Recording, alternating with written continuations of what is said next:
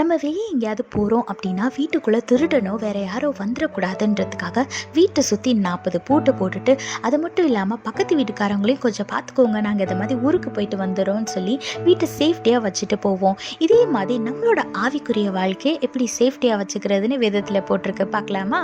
வாங்க.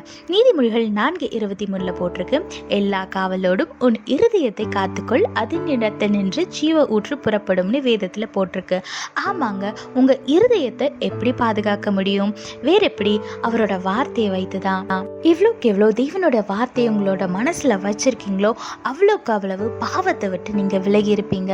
அவ்வளோக்கு அவ்வளவு உங்க ஆவிக்குரிய வாழ்க்கை ஆரோக்கியமா இருக்கும். அவரோட வார்த்தைகளை வாசிக்க வாசிக்க, தியானிக்க தியானிக்க, அதை நேசிக்க நேசிக்க உங்களோட வாழ்க்கை ஆசீர்வாதமா மாறிக்கிட்டே இருக்கும். உங்க வாழ்க்கையில சமாதானம், சந்தோஷம் எல்லாமே இருக்கும்.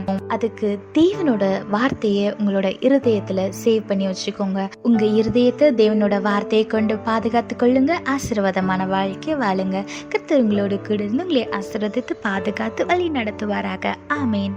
Whenever you're going out, you will lock your house and check it again and again whether it is locked properly or not.